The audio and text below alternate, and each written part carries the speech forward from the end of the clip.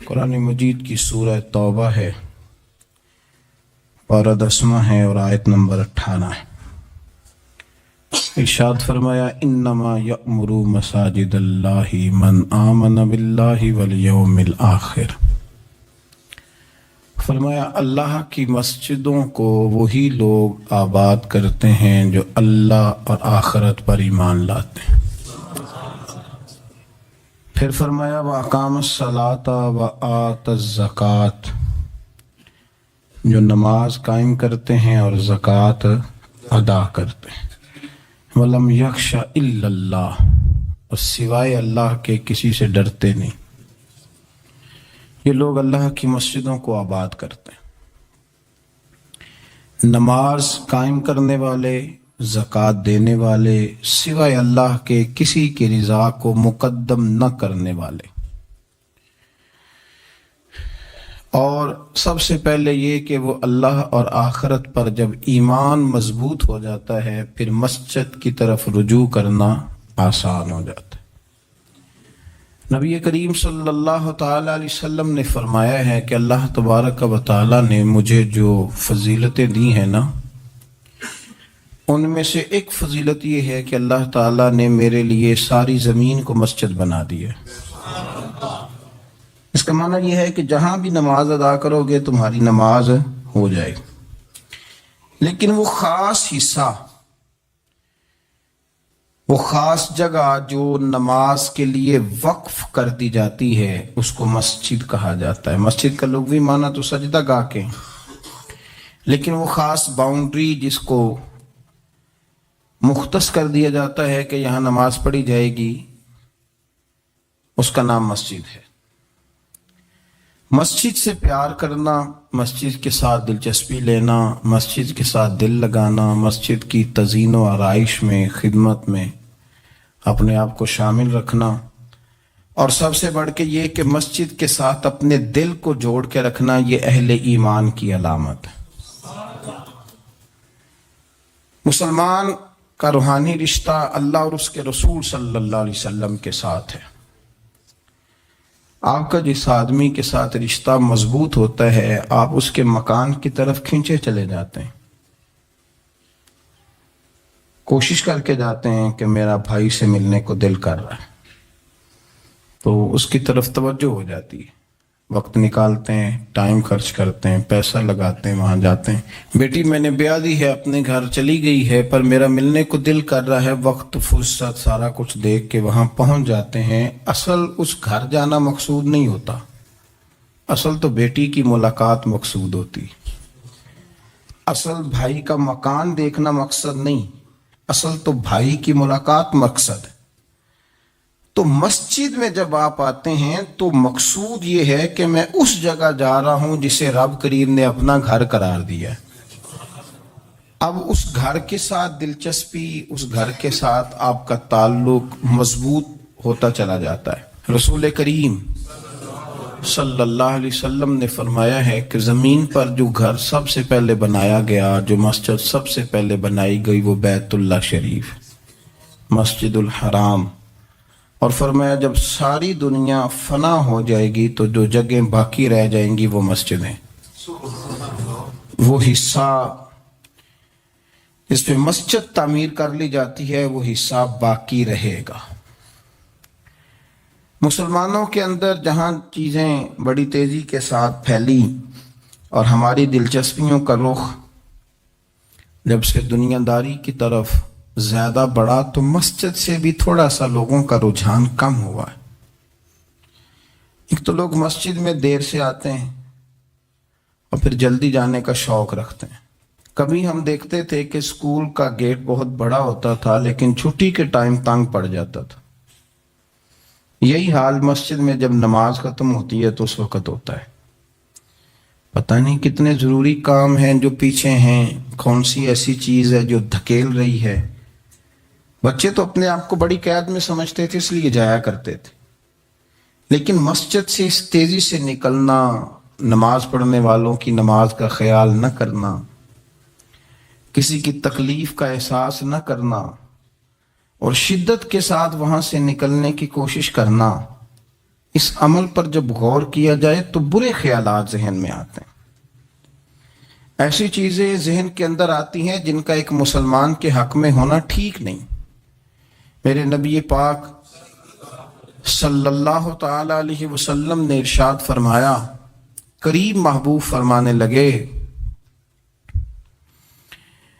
کہ 7 شخص ایسے ہیں کہ قیامت کے دن اللہ کے عرش کے سائے کے علاوہ سایہ نہیں ہوگا، تو رب کریم ان 7 بندوں کو اپنے عرش کا سایہ عطا فرمائے گا۔ وہ 7 لوگ ہیں، ان میں سے نبی پاک صلی اللہ تعالی علیہ وسلم نے ایک شخص وہ بیان کیا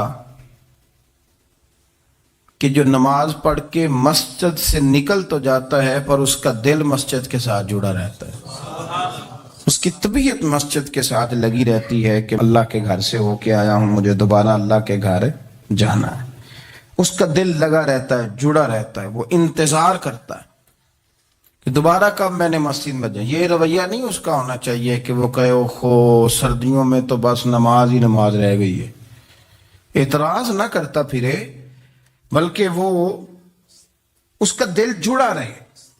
مسجد کے ساتھ جو خاص رشتہ ہے، بخاری مسلم میں حدیث ہے، نبی پاک صلی اللہ علیہ وسلم نے فرمایا، ویسے تو ساری زمین ہی اللہ کی ہے نا، للہ ما فی السماوات و ما فی الارض، زمین و آسمان میں جو کچھ بھی ہے وہ اللہ کا ہے، لیکن حضور فرماتے ہیں کہ خطہ زمین پر جو جگہ رب کو سب سے زیادہ پیاری، جگہ ساری اللہ کی ہے، پر جو اللہ کو سب سے پیارا ٹکڑا ہے وہ جگہ ہے جہاں مسجد بنا دی جاتی۔ وہ خاص خطہ، آپ ذرا حدیث کے لفظوں پر غور کریں، فرمایا احب البلاد، وہ اللہ کا محبوب ٹکڑا ہے زمین پر جہاں مسجد بنا دی جاتی ہے۔ وہ اب آپ اندازہ کریں کہ وہ پیسے کتنے قیمتی ہیں، جو کمائے کسی نے تھے، لگ مسجد میں گئے، اور محبوب کس کے ہو گئے؟ اللہ تعالیٰ کے۔ یعنی میرے تیرے کمائے ہوئے پیسے اللہ کے محبوب پیسے تب بنیں گے جب اللہ کے گھر میں خرچ ہو جائیں گے، تعمیر مسجد پر، تشکیل پر۔ فرمایا یہ سب سے زیادہ اللہ کو، اور سید عالم صلی اللہ تعالی علیہ وآلہ وسلم نے ارشاد فرمایا کہ اللہ تبارک و تعالیٰ کو زمین پر، زمین ساری ہی اللہ کی ہے، لیکن اللہ تبارک و تعالیٰ کی زمین پر جو جگہ اللہ کو ناپسند ہے وہ جگہ ہے جہاں بازار بنا دیا جاتا ہے۔ بہت سارے لوگ ہیں عدم دلچسپی، ہاں گھر میں بھی نماز پڑھنی چاہیے، مشکات میں حدیث ہے، نبی پاک علیہ السلام نے فرمایا اپنے گھروں میں مسجدیں بناؤ، یعنی ایک جگہ مخصوص کرو ہاں جہاں صرف نماز پڑھی جائے۔ فرمایا اپنے گھر میں مسجد بناؤ اور کچھ حصہ نماز کا گھر میں بھی پڑھا کرو، کچھ نوافل، کچھ سنتیں، کچھ حصہ گھر میں بھی نماز کا پڑھا کرو۔ فرمایا اپنے گھر کو قبرستان نہ بناؤ۔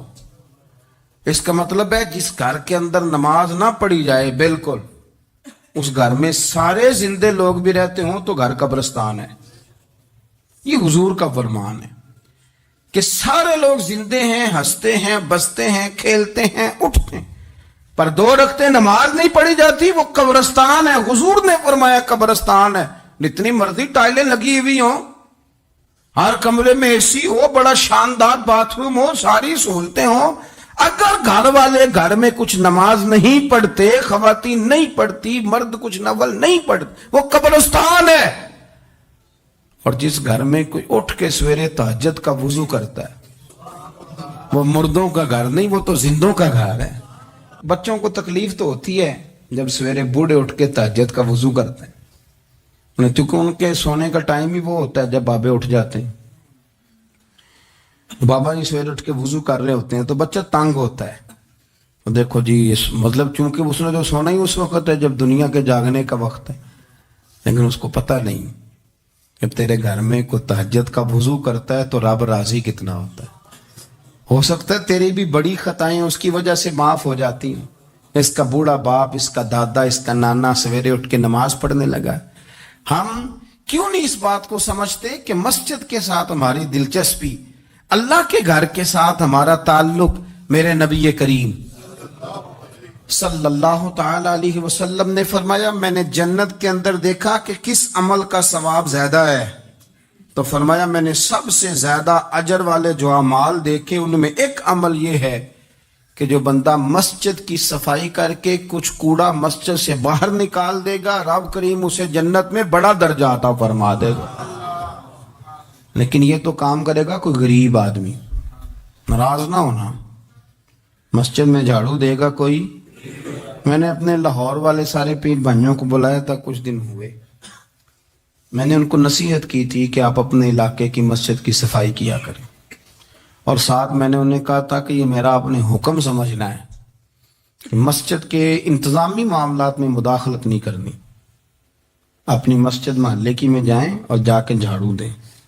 بابا فرید صاحب رحمۃ اللہ علیہ فرمایا کرتے تھے جو چاہتا ہے اس کے دل کو سکون ملے تو وہ اللہ کے گھر میں جھاڑو دیا کرے، اور خود اپنے آپ سے کہا کرتے تھے اٹھ فریدہ ستیا جھاڑو دے مسید، تو ستے رب جاگدا تیری ڈاڈے نال پرید۔ مسجد کی صفائی کر، لیکن یہ بھی غریبوں کے حصے میں آیا۔ امیر بندہ تو 50,000 روپیہ دیتا ہے مسجد میں، کہتا ہے واکر خرید لو، پھر اس کے بعد قاری صاحب سے آ کے کہتا ہے کہ تو واکر لے کے دیتا سی، صفائی کیوں نہیں کران دے؟ تو اگر کوئی غریب آدمی ذرا ڈرتے ڈرتے لقمہ دیتا ہے تگڑے بندے کو، ڈرتے ڈرتے وہ اسے کہہ ہی دے نا کبھی کہ قاری صاحب کو صفائی نہیں کرائی دی، تو پھر امیروں کے پاس ایک اور بھی جملہ ہے، وہ کہتے ہیں کہ آپ کرنی بالا کو نہیں کرانی، تو میں کہ تسی اپنے بالا کو کرا لو، لیاؤ بالا نو نال، وہ نہیں کرتے صفائی۔ اگر آپ کے بچے آپ کے کہنے پہ صفائی نہیں مسجد کی کرتے تو قاری صاحب کے کہنے میں کب صفائی کریں گے؟ قاری صاحب کے پاس بھی بچوں کی اماں آ جاتی ہے، وہ آ کے کہتے ہیں مولوی تو 8,000 کا ہے اور میرا بچہ 1.5 کروڑ کا ہے، میرے سے پیسے لے کے صفائی والا بندہ رکھ لے، میرا بچے نے اسکول جانا ہوتا ہے، سبق سنانے آتا ہے کہ صفائیاں کرنے آتا ہے۔ کہاں ہیں وہ لوگ گئے جو توجہ کے ساتھ مسجد سے پیار کرتے تھے، جن کا ذوق ہوتا تھا، جن کو شوق تھا کہ وہ مسجد کے ساتھ اپنی دلچسپیوں کو برقرار رکھیں گے اور دور سے چل چل کے مسجد کے قریب آئیں گے؟ طبیعت ہی نہیں، دل ہی نہیں۔ وہ بندہ جس نے 50,000 روپیہ دیا وہ جھاڑو کو ہاتھ لگائے، توبہ توبہ توبہ توبہ، وہ کوئی کام کر لے، ہو ہی نہیں سکتا، سوال ہی نہیں پیدا ہوتا۔ وہ تو آ کے کہے گا، جاتی دفعہ کہہ جائے گا کہ وہ ذرا فلانی جگہ کو بھی صاف کرا دے، وہاں بڑا برا حال تھا۔ تو بھئی یہ تو اللہ کا گھر ہے، تو جس طرح اللہ سب کا رب ہے اسی طرح مسجد بھی سب کی سانجی ہے کہ نہیں؟ تو وہ تھوڑی سی نیکی آپ کر لیں، وہ جھاڑو پڑا ہے، کام کریں اپنے علاقے کی مسجد کی خوبصورتی میں، تزئین و آرائش میں، اور کوشش کریں تھوڑا چل کے وقت پہ مسجد میں جائیں، ذوق بنائیں۔ ایک قبیلہ تھا مسجد نبوی شریف سے تھوڑا دور رہتے تھے وہ لوگ، تو نبی کریم صلی اللہ تعالی علیہ وسلم کی مسجد کے دائیں بائیں نا کچھ مکانات خالی ہوئے، تو مالکوں نے یہ کہا کہ ہم یہ مکانات بیچیں گے۔ ان کو دور سے آنا پڑتا تھا، تو انہوں نے ارادہ کیا کہ یہ قریب کے جو مکانات ہیں یہ ہم خرید لیتے ہیں۔ نبی کریم صلی اللہ تعالی علیہ وسلم کو خبر ملی کہ بنو سلیم قبیلے کے وہ لوگ یہ مکان خرید رہے ہیں تاکہ ہمیں مسجد کا قرب نصیب ہو جائے، دور سے چل کے آنا پڑتا ہے، وہ قریب آ جائیں گے تو ذرا مسجد میں حاضری ہماری آسان ہو جائے گی۔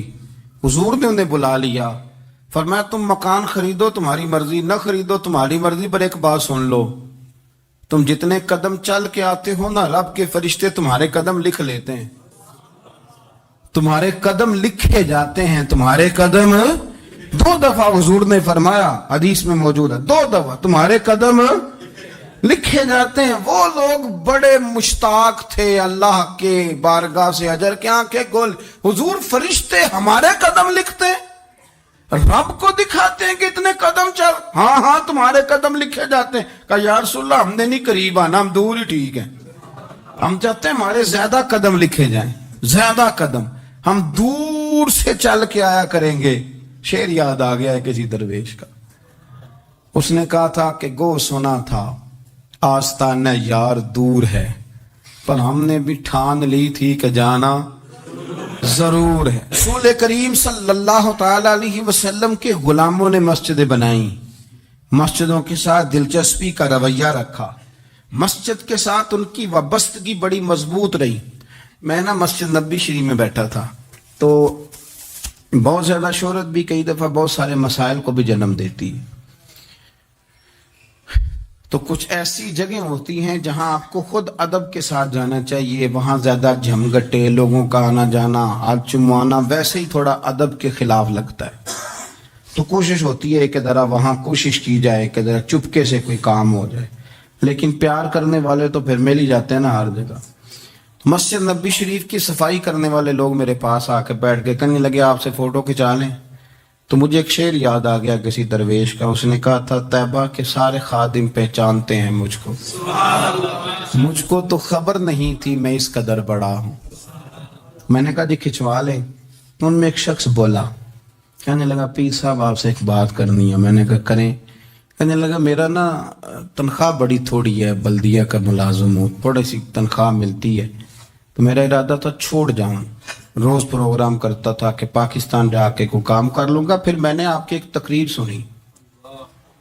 میں نے کہا وہ کون سی؟ کہنے لگے آپ نے بتایا ہے کہ بخاری میں حدیث ہے ایک بی بی مسجد کی صفائی کرتی تھی, بیمار ہو گئی تو حضور تیمارداری کرنے جاتے تھے, اور جب اس کا رات کو انتقال ہوا صحابہ نے حضور کو تکلیف دینا بہتر نہ سمجھا, دفن کر دیا. تو نبی کریم نے سویرے فرمایا مجھے بتاؤ اس کی قبر کہاں ہے. حضور نبی پاک خود رسول کریم ساری امت گنبد خضرا پہ اور نبی پاک اس قبر پہ چلے گئے جو مسجد میں جھاڑو دیتی تھی. اس کی قبر پہ کھڑے ہو گئے اور فرمایا صفے بناؤ بھائی میں دوبارہ جنازہ پڑھوں گا. حضور نے جنازہ دوبارہ پڑھا. وارث نے جنازہ نہ پڑھا ہو تو دوبارہ پڑھانا جائز ہے, اور حضور تو وارث ہے نا ساری امت کے. دوبارہ جنازہ پڑھا. کہنے لگے وہ میں نے آپ کی زبان سے کہیں وہ روایت سن لی تھی. تو 3 بجے ہوئے تھے رات کے پاکستان میں, سارے سو رہے تھے, پر میں نے گھر فون کیا. میں نے کبھی تنخواہ جنی جی نیچی گزارا کرنا جی, میں تو بڑے کام لگا سرکار کی بارگاہ میں, یہاں مسجد کی صفائی کرتا ہوں. میری تو بڑی شان بنے گی اگر رسول کریم اس بی بی کی قبر پہ تشریف لا کے مہربانی کرتے ہیں تو مجھے امید ہے میرے اوپر بھی رحم فرمائیں گے. تو تنخواہ تھوڑی صحیح پر نصیب تو بڑا اونچا ہے نا.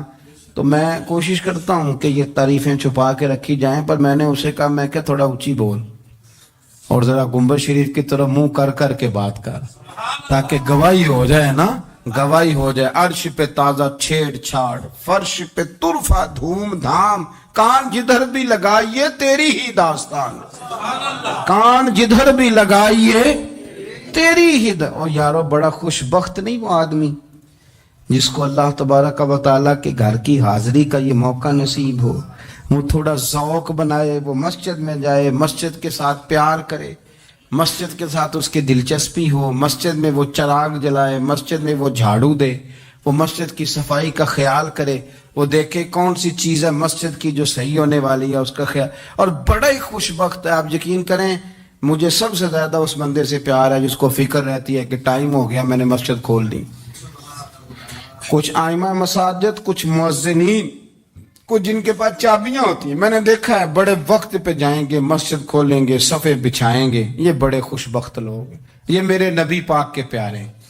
یہ رسول اللہ صلی اللہ علیہ وسلم اپنے اپنے علاقے کی محلے کی مسجد سے پیار کریں, وہاں آپ ڈیوٹی کریں.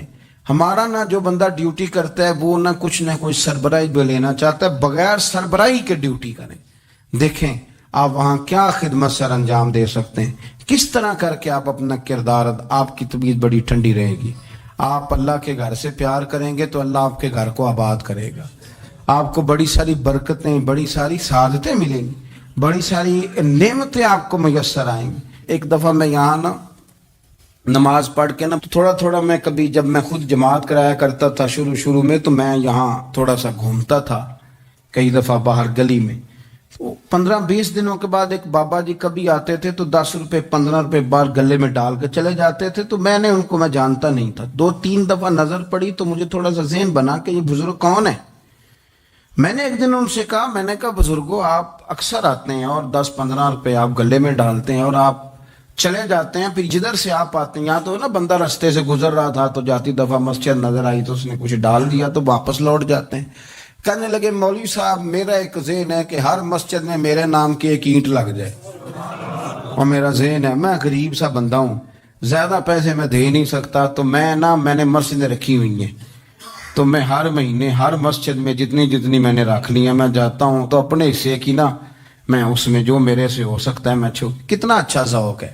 حضرت تمیم داری رضی اللہ تعالیٰ عنہ میرے نبی کریم کے صحابی ہیں، انہوں نے نا سب سے پہلے مسجد میں آ کے چراغ جلایا تھا، اتنے راضی ہوئے میرے نبی پاک، اتنے راضی ہوئے، فرمایا تمیم تو نے مسجد میں چراغ نہیں جلایا، تو نے تو اپنی قبر روشن کر لی ہے، اور فرمایا تم نے تو مکمل نور حاصل کر لیا ہے، مکمل۔ اور خاص حضور نے ڈیوٹی لگائی سیدنا بلال حبشی کی، وہ مسجد کا خیال کرتے، مسجد پہ توجہ دیتے، مسجد نبوی میں کون سی چیز کہاں کس انداز میں کرنی ہے، حضرت بلال وہ خدمت سر انجام دیتے۔ نبی پاک علیہ السلام مسجد کے لیے مختلف اوقات میں مختلف احکام جاری کرتے۔ پہلے سرکار دو عالم صلی اللہ علیہ وسلم نے ایک دروازہ مخصوص کر دیا تھا، فرمایا بھئی ایک فیصلہ میرا یہ ہے کہ اس گیٹ سے صرف عورتیں آئیں گی، مرد نہ داخل ہوں، حضور نے وقف کر دیا عورتوں کے لیے۔ پھر ایک وقت ایسا آیا کہ نبی پاک صلی اللہ علیہ وسلم کے بہت سارے صحابہ نے جن کے گھر مسجد کے بالکل ساتھ ساتھ تھے، انہوں نے مسجد کے اندر دروازے کھول لیے تھے، مسجد میں آیا کرتے تھے۔ اللہ کے رسول صلی اللہ علیہ وسلم نے فرمایا بھی اب جماعت کا وقت ہوتا ہے اور بالکل دروازہ مسجد کے اندر تم نے کھولا ہوا ہے تو کچھ چیزوں میں مشکل پیدا ہوتی ہے، لہذا سارے دروازے بند کر دو، ایک دروازہ کھلا رہے، اور وہ ہے جناب ابو بکر صدیق کا، وہ آج بھی کھلا ہے مسجد نبوی میں، اس کو وہ دروازے کو بند نہیں کرتے، کبھی ضرورت ہو تو وہ آگے کوئی کنات لگا دیتے ہیں، دروازہ وہ ہمیشہ کھلا رہتا ہے، اس لیے کہ اس کو میرے نبی پاک نے کھولا ہے، وہ دروازہ کھلا رہتا ہے۔ حضور نے مختلف اوقات میں مسجد کی تزئین و آرائش میں، اس کی وسعت میں دلچسپی کا اظہار کیا۔ حضرت بلال جھاڑو دیتے، آنے والے لوگوں کا خیال کرتے، مجھے کہہ لینے دیں، اس کو سیاسی نہ رہنا سمجھے، مجھے کہنے دیں، اور میں بہت ساری احادیث اور بہت ساری سیرت کی کتابوں کا نچوڑ ایک جملے میں بیان کرتا ہوں۔ مسجد نبوی ایک پارلیمنٹ ہاؤس کا درجہ رکھتی تھی، اسی میں سارے فیصلے ہوتے تھے، اسی کے اندر کافروں کے ساتھ جو معاملات تھے وہ طے ہوتے تھے، اسی میں ہر چیز سیٹ ہوتی تھی مسجد کے اندر۔ ہماری سیاست ناپاک اس لیے ہوئی ہے کہ ہم نے مسجد سے باہر نکال دی، جب تک یہ مسجد کے اندر تھی وضو کر کے لوگ بیٹھتے تھے، قرآن پاک کی آیات بیان کر کے اپنا موقف بیان کرتے، بڑا صاف ستھرا نظام چلتا تھا۔ امیر المومنین کا پارلیمنٹ ہاؤس مسجد ہوتی تھی، وہ مسجد میں بیٹھ کے سارے کام کرتے تھے، اور مسجد کے پاکیزہ ماحول کے اندر سارے کام مکمل کیے جاتے تھے۔ حضرت سیدنا بلال حبشی کی ڈیوٹی تھی، جن لوگوں نے مسجدیں بنائی ہوتی ہیں ان کو مسجدوں سے پیار بھی بڑا ہی ہوتا ہے، اور میں اکثر آئمہ مساجد کو میں نے دیکھا ہے، امام صاحب نہ بیچارے پہلے انہوں نے بندہ تلاش کرنا ہوتا ہے جو ان کی جگہ پہ نماز پڑھائے، پھر انہوں نے کہیں جانے کا وعدہ کرنا ہوتا ہے، پھر وہ 15 فون کرتے ہیں، فلانے کے پاس چابیاں وہ لے کے جماعت کرا دینا، بڑا پیار کرتے ہیں مسجد سے، بڑا، لیکن اس بیچارے کا ایک قدم بھی مسجد میں پکا نہیں ہوتا۔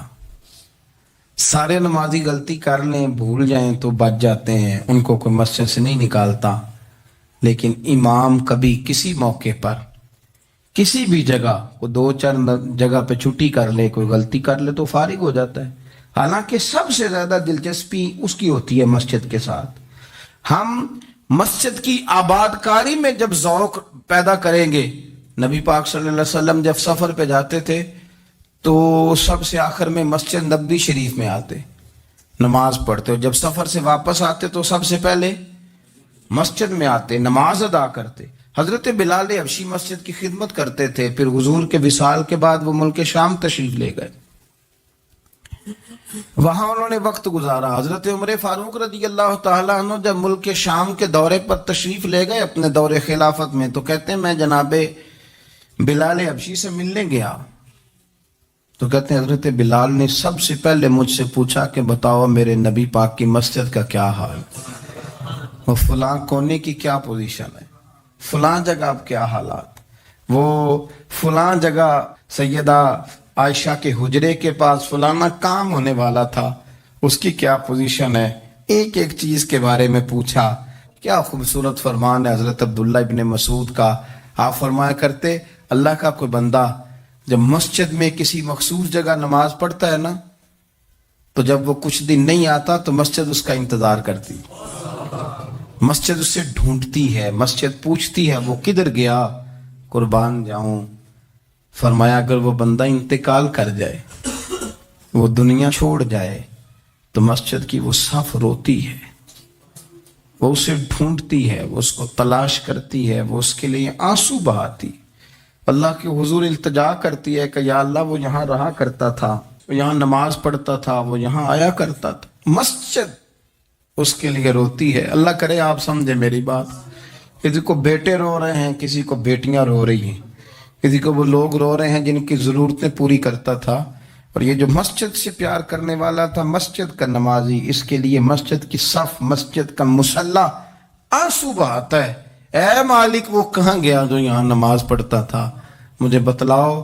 جس کو مسجد یاد کر کے روئے گی، پھر اس کی قبر پہ اللہ کتنی رحمتوں کا نزول فرمائے، پھر اس کے اوپر کس قدر کرم کی برکھا برسے، اسے کس قدر نوازا جائے گا جس کے لیے مسجد روئے گی۔ مسجد کا یہ اعزاز ہوگا جس کے لیے۔ ایک صحابی نے عرض کیا تھا کہ یا رسول اللہ صلی اللہ علیہ وسلم میں نابینا ہوں، مجھے نظر نہیں آتا، اجازت ہے گھر میں نماز پڑھ لوں؟ تو میرے کریم علیہ السلام نے فرمایا تیرے کانوں میں اذان کی آواز جاتی ہے؟ حضور جاتی ہے۔ فرمایا پھر گھر نہ پڑھ، پھر مسجد آ کے پڑھ، پھر تو مسجد میں آیا کر، تو نماز پڑھا کر، تیرے کانوں میں آواز جاتی، لہذا تو مسجد میں آیا کر، یہاں آ کے نماز پڑھا کر۔ ناپسندیدہ ترین، اور اگر تیری ہی زمین ہو، اپنی خوش قسمتی تو دیکھیں کہ میری زمین، میرے پیسے، اور جب میں نے مسجد بنا دی تو وہ پیسے رب کے پیارے ہو گئے، وہ زمین اللہ کی محبوب ہو گئی، وہ پیسے پیارے ہو گئے، وہ محبوب ہو گئے۔ لیکن بڑا ہی مشکل کام ہے، مسجدوں میں اعلان ہوتا ہے کہ بل آ گیا ہے، کو مہربانی کرو، اور پھر پکے سچے حاجی، نمازی، نیک صالح پرہیزگار بندے بڑی مشکل سے جیب میں ہاتھ ڈالتے ہیں، اور جو باہر آتا ہے اس میں پورا 100 روپیہ نکل آتا ہے، پورا ہی 100، یعنی کہ، اور گننے میں آپ کو پتہ ہے ایک ایک روپیہ کر کے گنے تو 5-7 منٹ تو 100 گننے میں لگ ہی جاتے ہیں، پھر وہ گننا پڑتا ہے۔